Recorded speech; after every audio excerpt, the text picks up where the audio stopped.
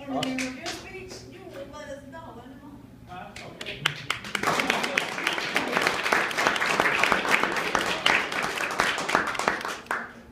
How's everybody? All right. Awesome.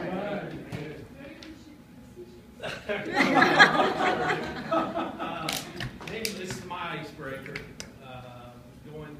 What the title of it is Under Construction. Unfortunately, being a 52-year-old man, sometimes I feel like I'm under construction. Kind of relate it back. Have you seen the show This Old House? Anybody ever seen that? Generally, the foundation on all the houses are really good and solid. It's the upper levels of the roof. The paint needs to be changed every now and again. New shutters. So that's kind of how I feel about myself at this point. I feel like I got a pretty good foundation, but need a little tweaking from time to time in certain areas. My foundation started as a kid. I grew up in a little town called Moxville, which was right outside of the Winston-Salem area. Very rural, very, very rural, like 2,000 people rural. My dad was a North Carolina state senator.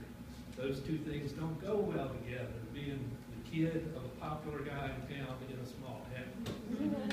It sounds like it might be thrilling. It's tough as a kid. It meant never being able to make a mistake, because it was on the front page the next day if you did. So that made it interesting from time to time. Basically, it also meant my mother raised me because my dad was always in Raleigh, was never home.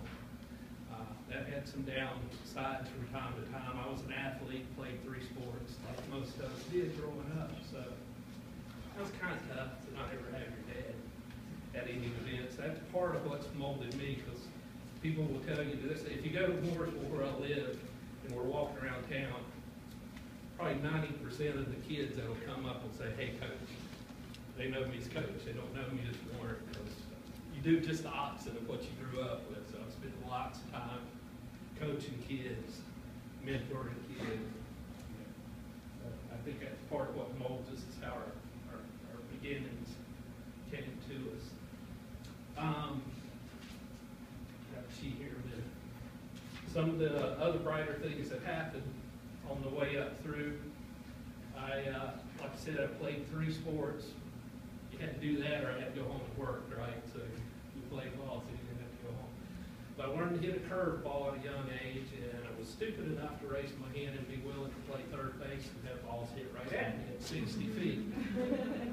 Got pretty good at that, and got a scholarship to UNC Pembroke to play baseball for 4 years, which was a very good thing, because I was not the greatest kid in the world. It kept me out of trouble, kept me in college, and got me through college. Good thing. I came out of college, went into the transportation industry, been doing that ever since. Some of the brighter moments of the house, I'm privileged to have 2 daughters, one that's a junior in high school. She's in the IB program, if you're familiar with the IB programs in Harlow County. And my oldest daughter should be a senior, but graduated early, and is on full scholarship for soccer at Winthrop. Good kids that make good grades, and they're excelling. Very proud of them. You'll hear me talk about it a lot. But probably the neatest thing that ever happened in my life, about 1.5 years ago now, I got a phone call for something that I'd registered for probably 20 years earlier. And it was, is this Mr. Boger? Yeah, blah, blah, blah. This is the North Carolina Bone Marrow Donor Association. So, as you can guess, I ended up being a perfect match as a bone marrow transplant. Coolest thing. If you've never been tested and matched, go do it, because it's the coolest thing that'll ever happen to you in your life. About a 3-week process. They have to give you a drug called filgrastim, which is a cancer drug for cancer patients. But for you as the donor, it's to build up your bone marrow and make you have more. So when you get the donation, you're just full of marrow, basically. But painful, yes. They assigned me a mentor. My mentor told me on like the 2nd day, he said, by the end of the 3rd week of this, you're going to feel like somebody's beating you to death with a baseball bat. Like, he was right.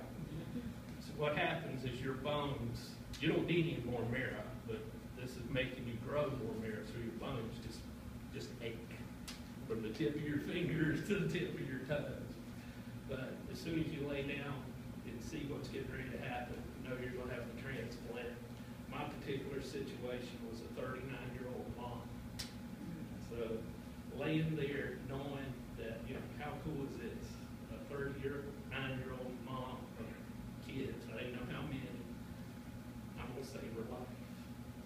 So it's I don't think I'll ever be able to top that as far as my coolest moment in my life. Some of the harder moments in my life, 6.5 years ago, the house came tumbling down pretty much, but the foundation was still there, right? We're still talking about the old house here. So the foundation was still there, but in a 90-day period, I had a wife ask for a divorce, had my father die, and a company I'd been with for 17 years went bankrupt.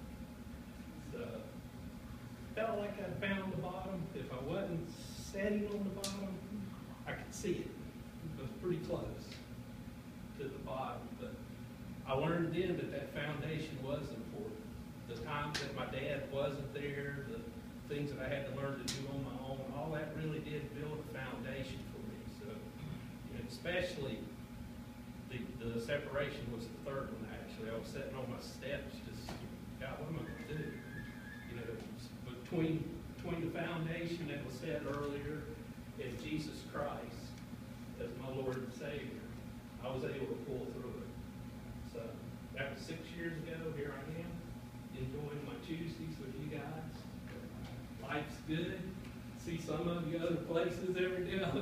Life's good. We have fun. And I'm curious to see what the next chapter is. Awesome. Thank you.